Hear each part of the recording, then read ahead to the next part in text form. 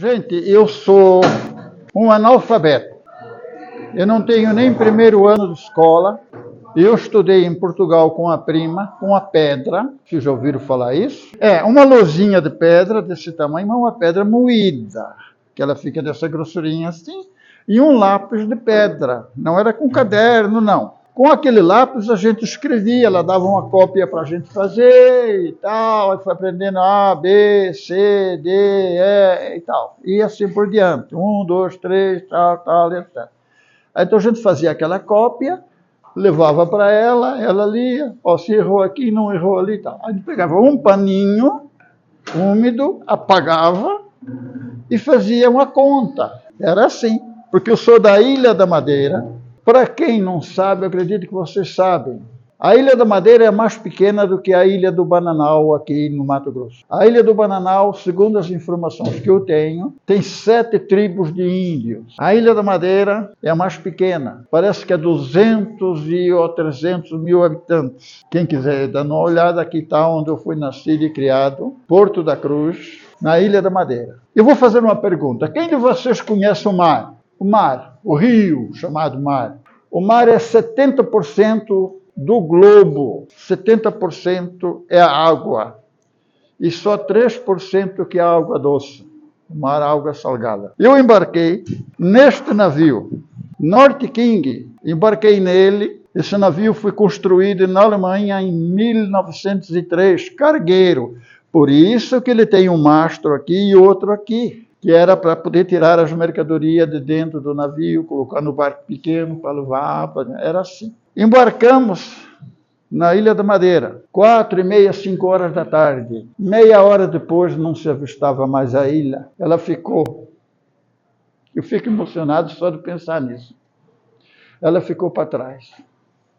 Adeus para nunca mais. Foi em 1950. A família toda. Pai, mãe, irmãs, avô. Avó ficou sepultada lá. Meia hora depois não se avistava mais a ilha. Paramos um dia em Cabo Verde. Cabo Verde tem umas 5 ilhas ou 7, assim. Um dia em Cabo Verde, a África. E daí, com destino ao Brasil. De tardezinha, quando passamos Fernando de Noronha, o marinheiro falou, isso aí é a cadeia do Brasil. Não sei se era, se não era aquele tempo. Escureceu, amanheceu o dia, nós já estávamos vendo terra brasileira. Navegamos 2 dias até chegar no Rio de Janeiro, vendo terra brasileira. Isso aqui é um gigante, isso aqui é o paraíso, meu Deus. Basta vocês olhar, os rapazes, as meninas, a fisionomia das pessoas, são tudo lindas. São tudo lindos, é uma mistura maravilhosa. Se algum de vocês um dia for aqui, a Bolívia, vai ver que a fisionomia dos bolivianos, do Peru e tudo, é diferente da nossa. Então nós temos que defender o nosso Brasil. Isso aqui é o paraíso. Então, chegando no Brasil, uma carta de chamada, com a documentação legal, feita em São José do Rio Preto. Essa carta de chamada, feita no consulado português do Rio Preto, nós chegamos ao Brasil. Aí fui morar numa fazenda. Por quê? Na carta de chamada tem um parágrafo assim. Se a família não se der bem no Brasil, a juízo deste consulado, o meu tio, que mandou a carta de chamada, seria obrigado a repatriar a gente para Portugal de novo. Ora, isso é uma fortuna. Repatriar 9 pessoas. Então ele correu atrás até arrumar uma colocação numa fazenda ali perto do Rio Preto. Fazenda Santa Clara, do Vicente Vitagliano. Ali moramos 5 anos, fizemos café de colono e tal. Aí eu morava a 50 metros de uma escola, dentro da fazenda. Mas eu não fui na escola. Eu fui carpir café, carpir mato no meio do café, junto com meu pai e meu irmão. E as minhas irmãs foram na escola, para vocês terem uma ideia. Minhas irmãs iam na escola. Depois do meio-dia, elas iam para a roça ajudar nós na roça. Menina de 6 anos de idade. E hoje vocês estão nessa felicidade, ninguém trabalha na roça, nem limpa a casa. Então, isso aí. Ali morei 5 anos. Depois mudei numa fazenda perto de Nova Itapirema. Lá foi mais 5 anos. Aí quando eu tinha ali 19 anos, por aí, mais ou menos, um dia, por isso que nós temos que acreditar em Deus. Eu acredito em Deus. Deus me tocou, não foi ninguém que falou. O que você vai fazer num Brasil desse tamanho, sem saber já nem assinar mais o seu nome. Aí eu pedi um curso por correspondência de eletrônica. Foi aí que eu comecei a mexer com eletrônica. Vim para Palmeira do Oeste, diz aquele velho provérbio que na terra de cego quem tem um olho é rei. Cheguei aqui, não tinha muito recurso, eu montei uma pequena oficininha e comecei a consertar rádio. E aí fui aonde veio meu irmão, veio trabalhar comigo, vamos juntos, tocamos tudo isso aí. Eu trouxe, por exemplo, isso daqui. Eu gostaria que eles vissem porque saiu da Ilha da Madeira, se ela é a mais pequena do que a Ilha do Bananal aqui. A Ilha do Bananal, no Rio Araguaia, nasce aqui em Taquari e vai descendo por aí abaixo. Aí uma hora a casa sai para lá e forma-se a Ilha do Bananal. É maior do que a Ilha da Madeira. Olha aqui como é que era plantada a banana. Aqui, ó, tá vendo? Você faz uma parede de rocha, de pedra. Você faz uma parede, você cava a terra, se põe aqui lá, então você faz outra, faz outra, faz outra, faz outra, e vai subindo. Está aqui, ó, pode ver, ó, quanto? 1, 2, 3, 4, 5, 6, 7, 8, 9, 10, 11, 12, 13, 14, 15, etc. Então, aqui é plantado. Porque a banana que vai para Lisboa, em Portugal, vai da Ilha da Madeira. O clima lá é a base de 27, 28 graus em média. É um clima maravilhoso. Não há o que falar.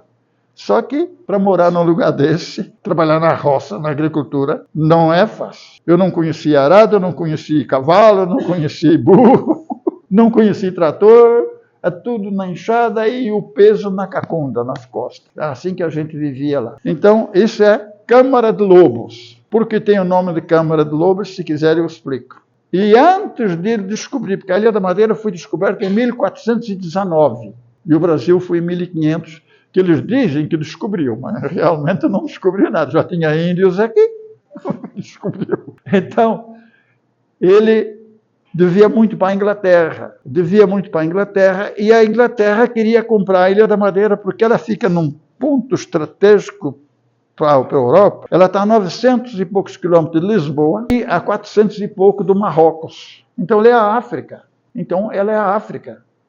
Por isso que eu sou africano, eu costumo brincar, eu sou africano, não sou do que isso. A palavra Ilha da Madeira, em português, é a Ilha da Madeira. Em inglês, o conhecimento que eu tenho, pode ser que eu esteja errado, é Madeira da Ilha, eles invertem. E a Inglaterra, Portugal devia muito para a Inglaterra naquela época. E eles queriam comprar a Ilha da Madeira, mas eles falavam, vende-me a madeira da ilha, que dizem que o português é fraco da cabeça, mas tem algum que não é. Não são todos, tem algum que não é. Aí, como a palavra em inglês é madeira da ilha, então o rei de Portugal teve uma ideia.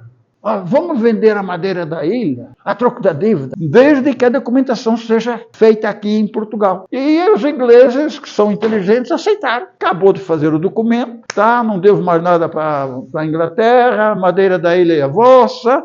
Agora está aqui, ó. Vocês têm 5 anos para vocês tirar a madeira da ilha, que depois de 5 anos eu quero povoar a Ilha da Madeira. Eu falo, não, mas nós não, porque aqui, não, é lá na Inglaterra que é madeira da ilha. Aqui não, aqui é Ilha da Madeira. Eu te vendi a madeira da ilha. Tem 5 anos para tirar a madeira da ilha. Depois de 5 anos eu quero povoar a Ilha da Madeira. E a Inglaterra foi para a justiça, aquela coisa de política, né? E acabou perdendo a causa. Quando eles tiraram madeira, e não deu conta. Aí eles pegaram e meteram fogo na Ilha da Madeira, queimou a Ilha da Madeira inteirinha. E diz que apareceu nesse lugar chamado Câmara de Lobos, numa gruta da rocha, uns lobos. O lobo é do mar, o lobo do mar, né? Estavam lá, então botaram o nome da Câmara de Lobos. Por isso que tem o nome de Câmara de Lobos. Agora, eu sou do Porto da Cruz, está aqui. Se inclinar o mouse para cá, um pouco desse lugar aqui, se avista a Ilha do Porto Santo. Mas vista, olho vivo assim. Tanto é que a Ilha do Porto Santo não tem muita água, muito pouco. Então é mais seca e lá produz muita cevada. O que é a cevada? É um trigo. Só que é um trigo mais forte. Tem uma folha forte, uma raiz forte, suporta a seca. Que é um fato familiar, que a história do meu finado pai, do meu avô, é uma história um pouco pesada. Meu pai foi enganado pelo pai dele. Ele tinha uma tia que vivia sozinho. E pediu para o irmão, que é meu avô, manda o Manuel ir morar comigo, que eu vou fazer uma doação daquela terra, que lá é assim. Quem não tem um pedacinho de terra, não se casa. Porque ele precisa da terra para produzir batata doce, inhame, ervilha, um pouco de feijão, que é a comida de lá, milho, que é a comida de lá. Gente, o Brasil é um paraíso encantado. Que é isso? Que nós temos arroz, nós temos, pelo amor de Deus, arroz, comer arroz. Lá se comia arroz o dia que, pelo Natal, fazia lá. Então, o meu pai foi enganado. Eu não coloquei nem o nome de nenhum filho no meu nome, porque o que aconteceu com meu pai, eu não queria e não aconteceu com a minha família. Meu pai era Manuel da Costa Nunes. E meu avô, Manuel da Costa Nunes, o mesmo nome. E quando a minha tia foi fazer a doação daquela casa, daquele pedacinho de terra, que eu estou vendo ele, eu sei onde que é, vizinho nosso, fazer a doação, lá, em vez de falar, eu vou fazer uma doação para você, eu deixo, na língua portuguesa, eu falei, eu deixo para fulano. O escrivão escreveu assim, cada brincadeira, parece brincadeira. Eu, fulana de tal, deixo para Manuel da Costa Nunes e por sua morte para seus filhos a propriedade abaixo. Ora, então não estava deixando para o sobrinho, estava deixando para o irmão. Quem é que tinha filhos naquela época? Meu pai tinha 8, 10 anos. Quem tinha filhos era o pai dele. Aí ele, sabendo de toda essa tramóia, que Deus tenha o meu avô no descanso eterno, que eu desejo para ele, peço, falava, olha, Manuel, fala para teu pai mostrar o documento, a escritura da terra.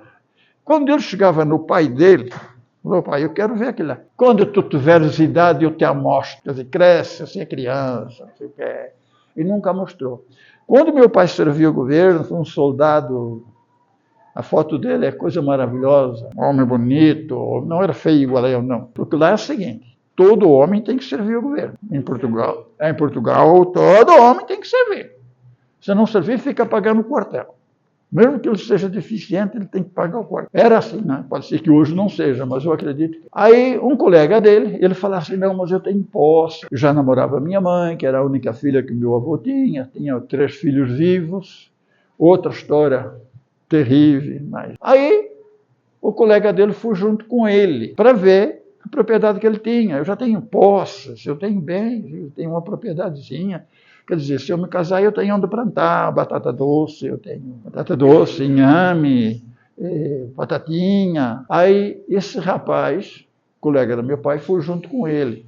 Na hora que estavam comendo lá alguma coisa, que ele nem considera aquele almoço, comendo alguma coisa, saiu um assunto assim, a minha avó materna quis falar alguma coisa, minha avó, a mulher, aquele tempo não era igual hoje, obedecia mesmo. Aí o rapaz falou para o meu pai, olha, Manuel, essa propriedade não é tua, não. Aí tem coisa nesse meio. Aí quando foi, no primeiro dia que eles puderam ter uma baixa no quartel para ter uns dias, veio a Santa Cruz, onde hoje é o aeroporto, lá na Ilha da Madeira. Vieram lá, pagaram lá um tanto de dinheiro para o escrivão ler. Ele leu. Aí comprovou que a propriedade não era do meu pai, era do pai dele. Aí foi um escândalo. Então, com todo esse escândalo, o que é que eu vou fazer na Ilha da Madeira? Não passo ninguém para trás, porque é terrível. Eu, por exemplo, tenho uma coisa comigo. Fique na minha porta o dia inteiro para me vender uma coisa e não fica um minuto para me cobrar, que eu não aceito. Eu tenho essa opinião.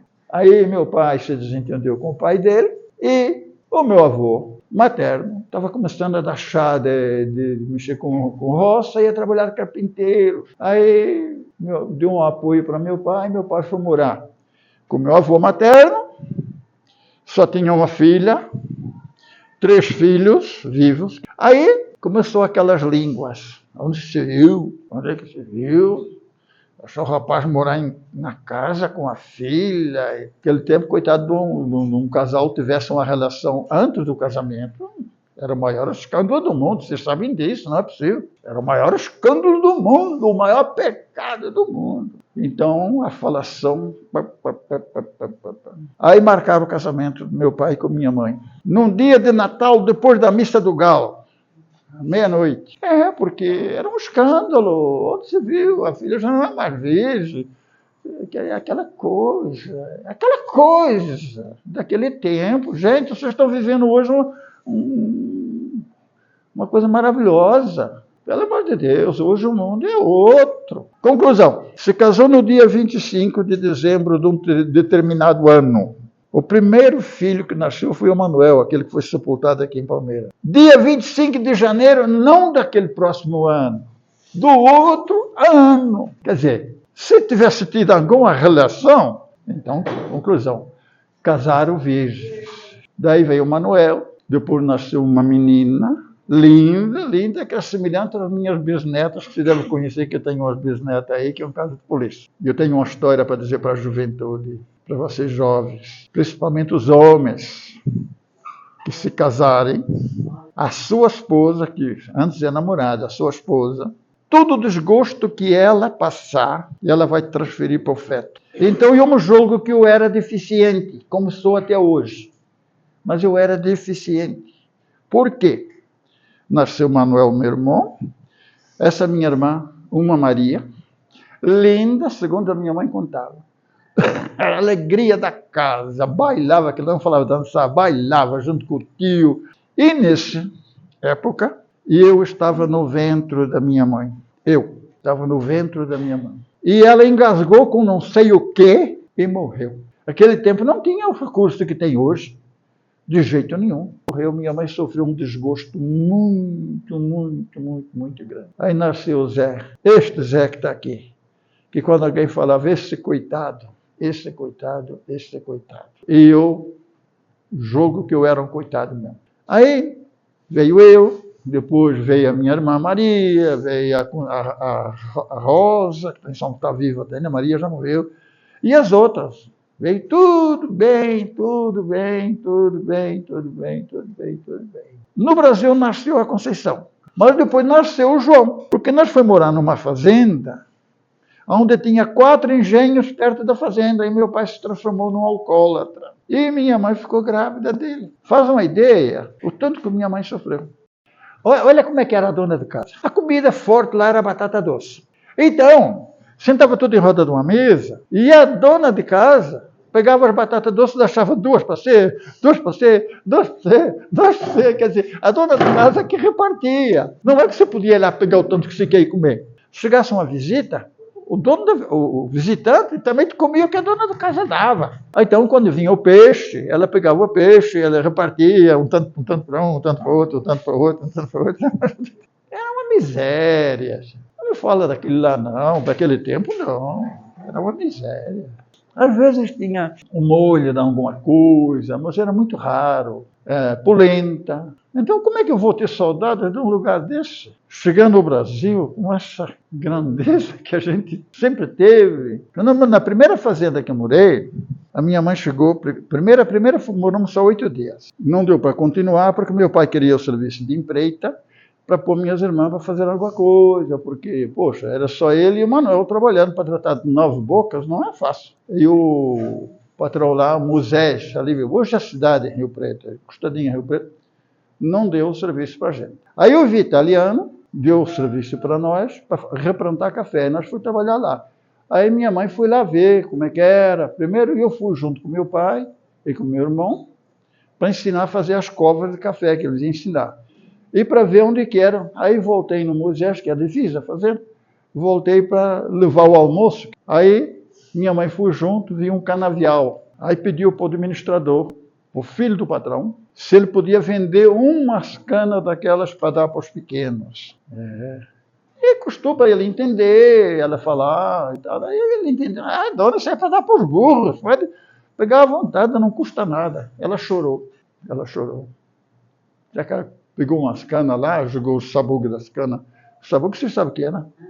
É a ponta das canas, jogou para as vacas e levou umas 2 canas para dar para nós, para minhas irmãs. Então, isso é uma riqueza, isso é um Brasil, isso aqui é o paraíso, gente. Isso aqui é o paraíso. Não tenho o que falar mal do Brasil, não.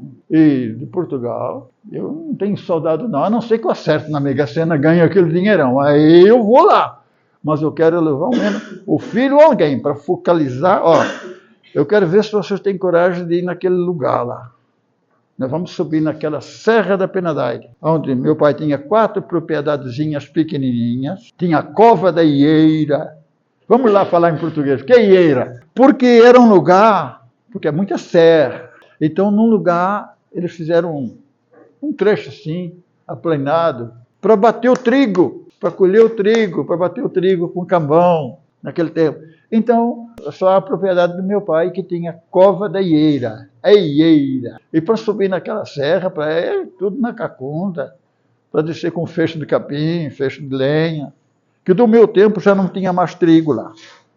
Eles passaram a plantar pinheiro para madeira, para usar para lenha. Meu rádio é Transportugal, eu tenho um em casa. Eu montava 40 rádios por mês e tinha dia de consertar 20 rádios. Aqueles rádios eu conheço na palma da mão. Hoje eu estou pobre, mas eu estou rico.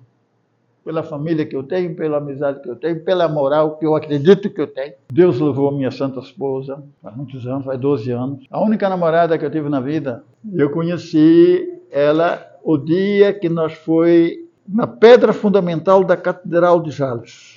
Quem sabe o que é a pedra fundamental? Eu assisti aquele dia. Eu era congregado mariano, e minhas irmãs filhas de Maria, meu irmão também era congregado, e nós foi num caminhão em Jales, o dia da pedra fundamental. A pedra fundamental é assim. Então, ele vai doar X para a construção da igreja. Ele vai doar X, o outro vai doar... Enfim, tem um documento que prova. Então, há um documento que fica numa urna, depositado lá na catedral, naquela terra, lá embaixo.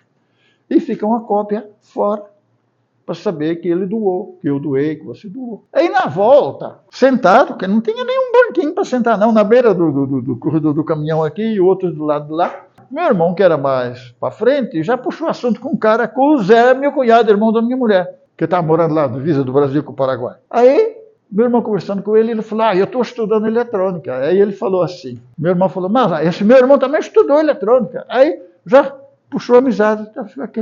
Aí, no próximo domingo, eu falei para o João Sabião, foi muito meu amigo, trabalhava no Pulaine, naquela venda ali na frente do posto do Fabinho. Aí falei para o João, eu falei, eu gosto muito, estou gostando daquela moça lá, deixa comigo. Ele foi e falou com ela.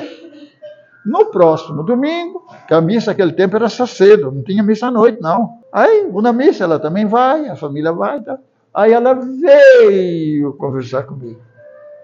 No outro domingo, eu vou na missa, cedo, a missa era às 9 horas. Ela veio conversar comigo de novo. Eu tinha 17 anos, uma boneca linda. Aí no outro domingo nós saímos assim, andando ali na rua. Ela de lá e eu de cá, mais longe um do outro. Ela falou, meu pai disse que é para você falar com ele. Ai, meu Deus do céu. Você acredita em Deus? Você acredita no destino? Só por Deus mesmo. Um caipira, um cara que nunca namorou ninguém. Eu era um tontão. Começou até hoje, mas naquele tempo eu era mais. Aí, hoje eu tenho a vantagem que eu sei que sou tonto. Mas naquele tempo eu não sabia. Falei, e agora? Vou ter que conversar com o pai dela. Aí eu fui conversar com o pai dela. Cheguei lá, os cunhados, toda moitada, de noite, moitada, para ver o que eu ia falar. Falei, meu Deus do céu, eu vou me derreter aqui. Aí falei, seu Pedro, é o seguinte, eu estou namorando sua filha e eu queria casar com ela. O meu sogro é um mineiro. Meu sogro é de Itajubá, Minas, lá perto da Aparecida do Norte. Aqui! O jeitão dele, aqui. Eu quero esse casamento logo. Eu não quero minha filha falar. Ela falou, peraí, ninguém está falando de sua filha. Eu não tenho. Eu peguei um café meio aí, nem sei quanto café vai dar. E eu não tenho condições de fazer esse casamento já, não. Não, eu quero esse casamento já. Mas aí aconteceu o seguinte. Eles começaram a ver que era um namoro santo, longe um do outro. E quando eu ia lá para conversar com ela aos domingos, era meu cunhado que ficava me torrando as paciências. Eu ia namorar meu cunhado, não deixava conversar com ela. Entendeu? Não deixava, era ele. Isso, meu cunhado casou com minha irmã. A Natividade. Aí, um certo dia, o meu pai, Deus o tenha, e minha mãe também, de uma meia desentendida ali no sítio, porque ele tinha se transformado num alcoólatra. Acontece que lá tinha os engenhos, aqui não tinha. E a pinga era um absurdo. Lá se custava R$1, aqui custava 10. Que era caro, a vida aqui era cara. Então, ele ficou meio bravo e quis brigar com minha mãe. Falei, não, a mãe, isso não vai pôr a mão, não. Ah, ficou bravo comigo. Aí eu falei, que sabe da coisa, já tem para onde ir. Falei essa besteira. E saí para o meio do café, para ir lá no sítio do Albertinho Xavier, onde ela morava. Isso no domingo. Na segunda-feira, minha mãe pegou, saiu lá, Deus a tenha, no descanso eterno. Fui lá conversar com a minha sogra, outra santa. Minha sogra é uma santa. E falou, olha, vamos fazer o casamento do Zé, não sei o quê. Meu sogro falou, não, mas tem que separar de casa. Não, não vai separar porque o Zé não pode separar de casa, não. Quem vai mandar na casa é a sua filha. Minha mãe falou para ela.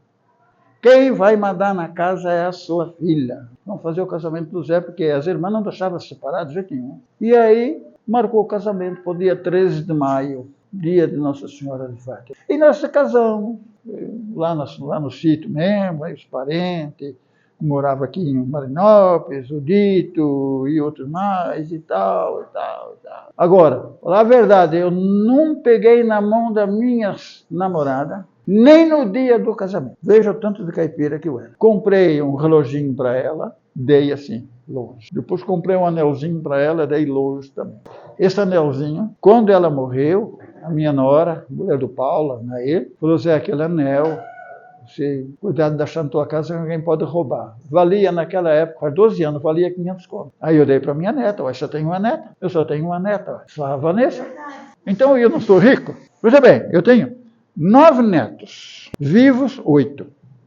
Uma neta só. E hoje eu tenho 4 bisnetas e um bisneto. Eu sou feliz. Não, filhos eu tenho 9. Vivos 8. 4 bisnetas e um bisneto. Isso eu tenho lá no meu quintal, plantei lá. Mas esse aqui ele veio até uma altura assim. Esse aqui é o linho para fazer roupa. Aí eu fui ali naquela lojinha que tem na frente da lotérica. Lá tem a linhaça que eu conhecia de Portugal. É uma amarelinha, uma sementinha desse tamanho. Esse aqui é o linho. Ó, para fazer a roupa, é essa casquinha que está aqui. Ó. Essa casca é que faz a roupa. O miolo de dentro é jogado fora, é moído. Eu trouxe porque eu falei, muita gente nunca viu isso aí. Eu cheguei em Santos, meus primos foram esperar nós. O avião curou no dia 22 de abril de 1950. Aí, quando nós subimos a serra, eles estavam com 2 carros, aqueles Fordinhos antigos, tal. Subimos a serra, o meu primo parou o carro, falou para minha mãe, Rosinha, olha para o mar pela última vez que você nunca mais vai ver o mar. Como? Se a gente está aqui, olha aqui, ó, o mar aqui na frente, ó, vendo todo dia o mar, todo dia a gente via o mar, e realmente ela nunca mais viu o mar. E eu tive a oportunidade de ir uma vez a Santos, uma vez só. Não tenho vontade de ir lá não, porque o mar é perigoso.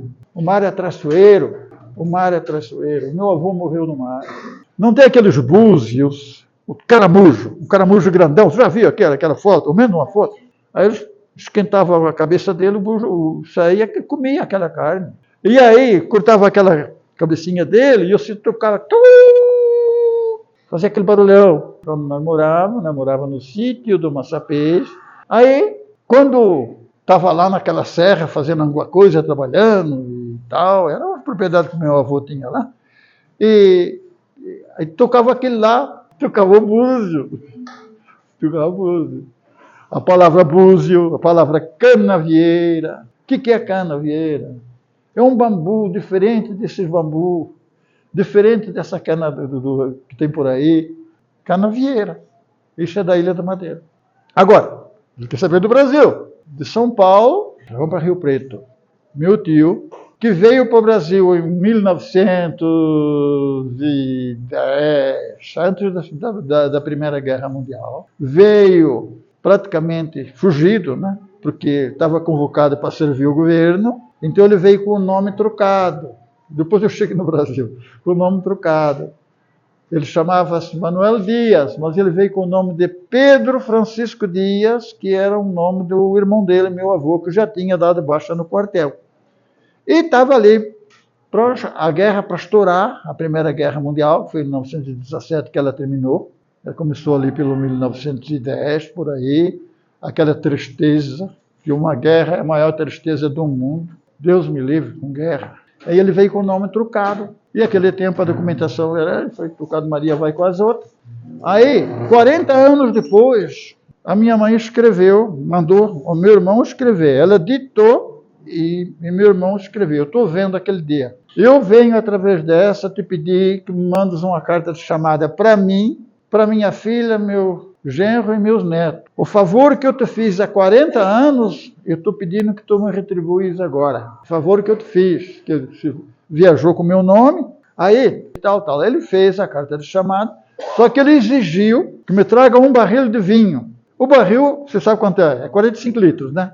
Era um barril. Aí, os meus primos foram lá em casa fazer o barril. Meus primos eram tanoeiros. É quem fazia essas pipas de madeira, de vinho e tal. Aí trouxe esse barril de vinho e aí nós fomos morar numa fazenda. Então, voltando ao que ele quer saber. Na fazenda, 5 anos, tocando café de meia, café de colono. Aí, depois daqueles 5 anos, o patrão troca de administrador, coloca um administrador filha de uma carranca-fuça e começou a puxar a brasa para o patrão. Então, criou um problema sério, a puxação do saco do patrão. E aí nós mudamos daquela fazenda para outra. Essa outra foi mais 5 anos, em Nova Itaperema. Aí, depois dos 5 anos, surgiu uns problemas lá que eu saí e vim aqui procurar serviço. Aí vim aqui pegar serviço, foi aqui, o Sabião. Aí tem o João Piscina. João Piscina, quando ele me encontrou aqui, ele falou, nossa, você só vai embora quando eu arrumar serviço. Porque ele era solteiro e eu tinha uma porção de irmãos. Aí vem a história religiosa. Ele queria namorar minhas irmãs, mas ele era espírita, ou evangélico, sei lá, espírita, né? E nós que somos católicos. Então as coisas não batem. Então não deu certo o namoro dele com minhas irmãs. Aí ele me arrumou um serviço aqui e mudei para cá. Aqui eu fiquei, primeiro ano, Zé do Vale, Agostinho do Vale, Afonso do Vale. Veio, peguei esse café a 40%, o café estava ruim, ele melhorou, deu a meia. Mesmo assim, o que eu colhi naquele ano, dos 10 mil pés de café, o que eu colhi, mal amado deu para pagar o que eu devia no Polaino. Aí surgiu a história, um senhor que trabalhava no Cinerama em São Paulo e que veio para Palmeira do Oeste para ensinar os filhos do Magidão a trabalhar com cinema. Outro erro aqui em Palmeiras, jamais podiam ter demolido aquele cinema, de jeito nenhum. Aí o Magidão, o sonho dele era ter um cinema, construir um cinema aqui melhor que o cinema do Corte. Fim de 59, o cinema já estava pronto, com cadeiras de palha, não era... Depois aquelas cadeiras, mas foi o Corte que pôs. Que o Corte, enquanto não comprava o cinema, dele não descansou. Se ele queria passar um filme que prestasse, tinha que alugar do Corte. O Corte alugava por 80%. Então não dava. Aí a história dele, eles foram a Bonifácio, num comício que o Ademar de Barros fez. Aí vai, não, mas eles são do Palmeiras do Oeste, eles querem conversar com você. Mas qual é o problema? Aí quando contou a história, ele falou, quando vocês for alugar filme em São Paulo, que eles não quiserem alugar para você, vocês falam que vai denunciar a lei de trust. Aí o Choi, o Marão acho que não, era o Walter, né? O Choi, o Walter, vieram do Bonifácio assim, só decoraram a palavra, a lei de trust. O que é a lei de trust? Aí quando foram em São Paulo alugar, na empresa que alugava filme, mas nós vamos denunciar a lei de trust. Peraí, não. Aí deram um golpe em cima do Magidão. Olha como é que é o mundo. O mundo é danado. Gente, cuidado com esse mundo. Nós alugamos, mas só que é o seguinte, você tem que alugar todos os filmes. Você não pode escolher filme. Rapaz, eu trabalhei no cinema, eu passei filme para eles já. Cinema eu sei como é que é, mais ou menos. Há um dia, eles estavam passando um filme. Tinham umas 7, 8 pessoas dentro do cinema. Quando acabou o filme, não tinha ninguém. Tinha uns caras com saxofone. O filme inteirinho. E já assisti ele na televisão, esses morenos lá. Aí foi indo que o Curto acabou comprando o cinema. Aí o Curto queria pagar para mim uma mixaria. Eu falei, não, é diferente, eu não vou trabalhar para essa mixaria não, porque agora eu tenho que lubrificar a máquina todo dia, eu tenho que revisar as fitas, então eu não posso chegar, para o Magidão eu não cobrava nada, porque eu chegava às 8 horas, às 8h10 mais ou menos começava o filme. Mas eles me entregavam a máquina lubrificada, o filme colocado lá, Era só ficar aqui atento. Se acontecesse de quebrar uma fita, você tinha que parar e emendar. Ela puxa assim, ó, nessa velocidade. 24 fotografias por segundo. Quando quebrava, às vezes você, ao emendar, ficava fora. Então você tinha que chegar lá no lugar para encher a tela lá. Era facinho de fazer. Então, aí o Magidão vendeu para o Curto a televisão. A televisão tirou o povo do cinema, porque era novelas. E o povo parou de ir no cinema. Era uma coisa. Nossa, assistindo aquilo lá todo dia. Porque a novela é um vício. Olha, o ano eu não sei, mas a primeira televisão que foi instalada aqui foi o Dr. Paulo, a segunda o Dr. o Dr. Diógenes, e a terceira a minha. Era por sinal, mas o sinal vinha daqui, de Salgado. Mas ela recebia de Salgado. Salgado recebia de uma cidade que tem ali, um lugarejo perto de Araçatuba. E ainda jogava aquele sinal chuviscado, aquela coisa. Colocou um transmissor lá na caixa d'água, que deve estar na prefeitura ainda jogado aí para os cantos, recebia o sinal de Salgado. Recebia o sinal em UHF e transformava em V, que é o canal 6. Nossa, aqui. Mas tem uns truques nisso aí que, quando eu descobri, já era tarde. Deve ser mais ou menos em 63, por aí. Eu lembro, estava em Rio Preto um dia, meu primo falou, vamos ali no jardim, que vai ter um lugar, vão apresentar lá um sinal de televisão. Eu falei, nem sabia o que era televisão. Eu ia lá buscar peça para rádio. Eu não fui, estava cansado. Quer dizer, não tinha nem sinal em Rio Preto, nada. Então, a sua loja na cidade, ela era assim, uma loja que tinha muito. Eu fiz, meu irmão mandou o cara do Rio Preto fazer as caixas para vitrola, 33 caixas de vitrola. Aí eu adaptei um transistor que eu peguei de uma vitrola Telespar, tirei a cópia e eu botei no meu. Então a minha vitrola era um caso sério. E quem comprou o primeiro rádio que o senhor produziu? O meu sogro. Eu vendi o rádio para ele, aí fui eu preto, busquei outro. Passei a comprar o rádio semi-montado. Porque o primeiro rádio que eu montei não funcionou. O filho do Ronquefuça não funcionou. E eu fiz tudo e não funcionou. Aí eu fui em Rio Preto, ele falou, não, mas tem um cara aqui em Tanabi que ele vende o rádio já funcionando, só que é R$100 a mais. Não, eu pago R$100. Lá os irmãos Neck, né? Comprei, paguei R$100 a mais. Aí abri o rádio, copiei, tá tudo certinho. O rádio não funcionou. Filha de uma mãe. Vendi esse rádio meu sogro, vendi para o meu sogro. Vou lá, busquei outro. Aí o cara falou assim, não, mas ó, tem um rádio aí que custa uma mixaria a mais, ele vem montadinho, só falta a baixa, quer dizer, a parte do som. A parte do som tinha um transformador, mais 4 transistores, 2 transformadores, 4 transistores, era fácil. Mas eu falei, como é que faz? Não, esse aí não funciona, não sei porquê, o NEC não quis.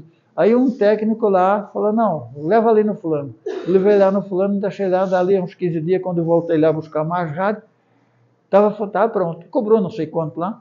O transformador de saída que estava com defeito. O transformador de saída com defeito. Aí eu comecei a comprar um rádio com 5 faixas. Aí depois eu copiei deles e comecei a fazer. Aí eu me peguei com Deus, todo santo, e resolvi separar a sociedade. Nesta sociedade, nós tínhamos a matriz e 2 filiais aqui em Palmeira.